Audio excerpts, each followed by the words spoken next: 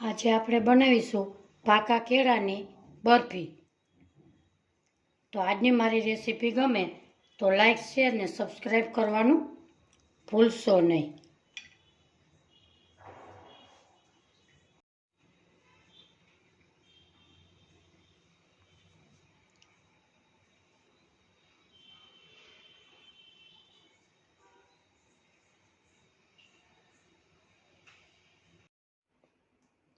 હાલો, જય શ્રી કૃષ્ણ। મારા કિચનમાં બધાનું હાર્દિક સ્વાગત છે। આજે આપણે બનાવીશું પાકા કેળાની બરફી। એ ખાવામાં ખૂબ જ સરસ ટેસ્ટી એવી લાગે છે। અહીંયા મેં 4 નંગ કેળા લીધા છે। અહીંયા આપણે એક બાઉલ લેશું, એમાં આપણે અડધો કપ ગોળ લેશું, 1 કપ ઘઉંનો લોટ, 4 કેળા અને અડધો કપ ગોળ લીધો છે। ગોળ તમે ગમે તે લઈ શકો છો। ગોળના પ્રમાણમાં આપણે ગોળ ડૂબે એટલું આપણે અડધું પાણી ઉમેરીશું। એને આપણે એકદમ સરસ આવી રીતે ગુટલી ના રહે એવું આપણે મિક્સ કરી લેશું। આ બરફી ખાવામાં ખૂબ જ સરસ ટેસ્ટી એવી લાગે છે। તમે પણ ચોક્કસથી ટ્રાય કરજો। આવી રીતે આપણે એકદમ સરસ મિક્સ કરી લઈએ। અહીંયા ગોળ એકદમ મિક્સ થઈ ગયો છે। ગોળ હેલ્થ માટે ખૂબ જ સારો છે। તમારે ખાંડનો ઉપયોગ કરવો હોય તો તમે ખાંડનો ઉપયોગ કરી શકો છો। અહીંયા એકદમ ગોળનું પાણી સરસ આપણું થઈ ગયું છે। અહીંયા આપણે હવે કેળા લેશું, કેળામાંથી છાલ ઉતારી લઈએ। અહીંયા મેં ઘરના પકવેલા કેળા ઉપયોગ કરેલો છે। આવી રીતે કેળાની બધી છાલને આપણે કાઢી લેશું।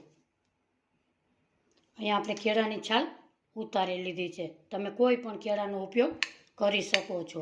અહીંયા આપણે આવા ગોળ એવા કટકાને આપણે કરી લેશું।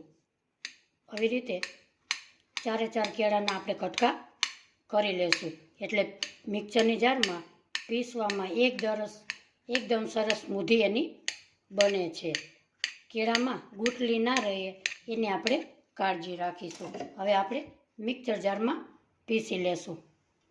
અહીંયા બધા કેળા આપણે મિક્સરની જારમાં નાખી દઈએ અને એકદમ સ્મૂધ એવું બેટર આપણે પીસી લઈએ। અહીંયા આપણે જોઈ શકીએ છીએ કે આપણું કેળાનું બેટર એકદમ સરસ સ્મૂથ બની ગયું છે। હવે આપણે આગળની પ્રોસેસ કરીએ। અહીંયા આપણે ગેસ ઉપર એક પેન મૂકેલી છે નોનસ્ટિકની, એમાં આપણે 2 ચમચી ઘી ઉમેરીશું। ઘીને આપણે ગરમ થવા દેશું।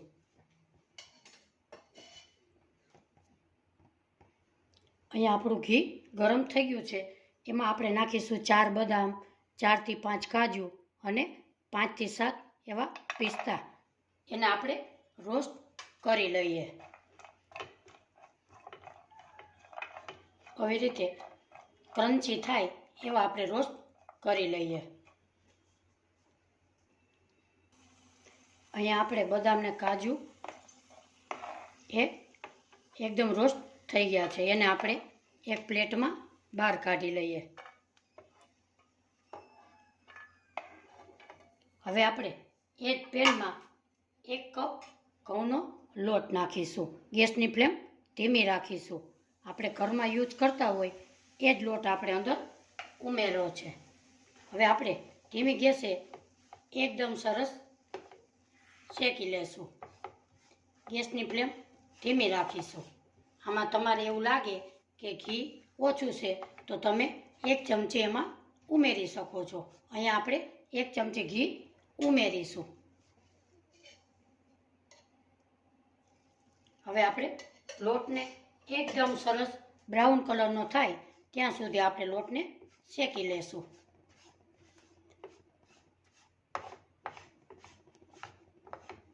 આવી રીતે હવે આપણે લોટને એકદમ બ્રાઉન કલરનો થાય ત્યાં સુધી આપણે શેકી લેશું।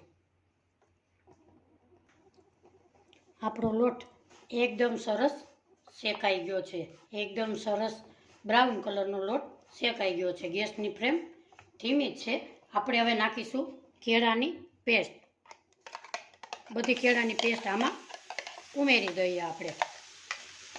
ગેસની ફ્લેમ ધીમી જ રાખીશું અને એને આપણે એકદમ સરસ પકાવી લઈએ. એવી રીતે ઘી છૂટું પડે ત્યાં સુધી આપણે એને પકાવી લઈએ. આ કેળાની બરફી ખાવામાં એકદમ સરસ ટેસ્ટી લાગે છે. તમે પણ ચોક્કસથી ટ્રાય કરજો. આવી રીતે આપણે આને મિક્સ કરી લઈએ.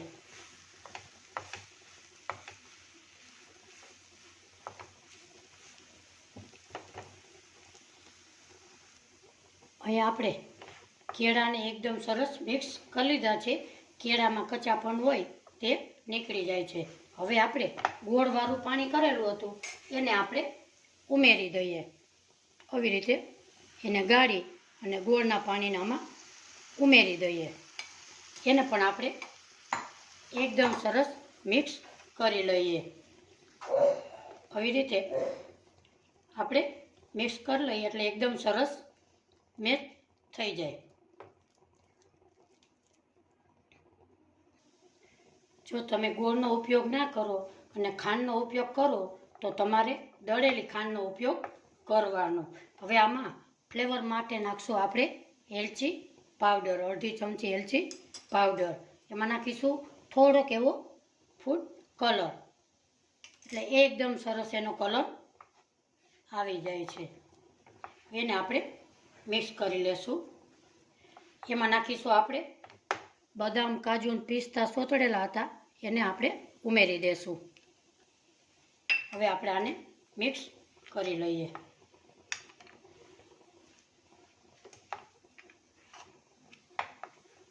આજની મારી રેસીપી તમને ગમે તો લાઈક, શેર અને સબસ્ક્રાઈબ જરૂરથી કરજો. આવી રીતે મિક્સ આપણે કરી લઈએ. આપણો હલવો એકદમ સરસ રેડી છે. ગેસની ફ્લેમ આપણે બંધ કરીશું અને એક પ્લેટમાં ઘી પાથરી લગાડી અને પ્લેટમાં પાથરશું. અહીંયા આપણે એક પ્લેટમાં ઘી લગાડેલું છે. એમાં આપણે આ બરફીનો માવો છે તૈયાર કરેલો એ એમાં ઉમેરી દેશું અને એકદમ આવી રીતે આપણે થાળીની પ્લેટમાં આપણે એને એકદમ સરસ આવી રીતે પાથરી દઈએ.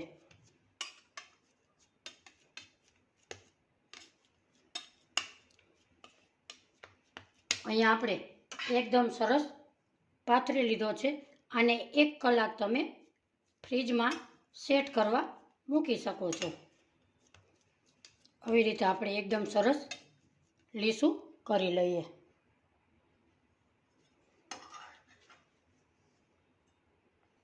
એકદમ સરસ પથરાઈ ગયો છે. એની માથે આપણે બદામ, કાજુની, પિસ્તાની કતરણ નાખીશું. એને પણ આવી રીતે આપણે એકદમ સરસ દબાવી દઈશું. હવે આપણે 1 કલાક ફ્રીજમાં સેટ થવા મૂકી દઈએ. આપણે થોડો લચકાની જેમ ઉપયોગ કરવો હોય તો તમે બાળકોને આવી રીતે લચકામાં ખવડાવી શકો છો. દોસ્તો, આજનો મારો વિડીયો તમને ગમે તો લાઈક, શેર અને સબસ્ક્રાઈબ કરવાનું તો ભૂલશો નહીં. તમે જોઈ શકો છો કે પાકા કેળાનો શીરો એકદમ સરસ ટેસ્ટી બન્યો છે. દોસ્તો, એક વિડીયો કરવામાં 2 કલાક જતી રહે છે. તો દોસ્તો, આજની મારી રેસીપી થોડી ઘણી પસંદ આવી હોય ને તો લાઈક, શેર અને સબસ્ક્રાઈબ કરવાનું ભૂલશો. આપણી બરફી અહીંયા સેટ થઈ ગઈ છે. હવે એને આપણે આવી રીતે સરસ એવા કાપા પાડી લઈએ.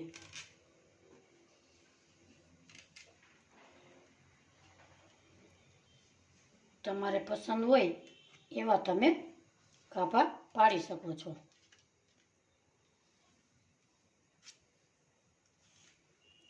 આ બરફી ખાવામાં ખૂબ જ સરસ ટેસ્ટી લાગે છે. આજની મારી રેસીપી તમને ગમે તો લાઈક, શેર અને સબસ્ક્રાઈબ કરવાનું ભૂલશો નહીં. આજની મારી રેસીપી તમને કેવી લાગી કોમેન્ટ બોક્સમાં જરૂરથી જણાવજો.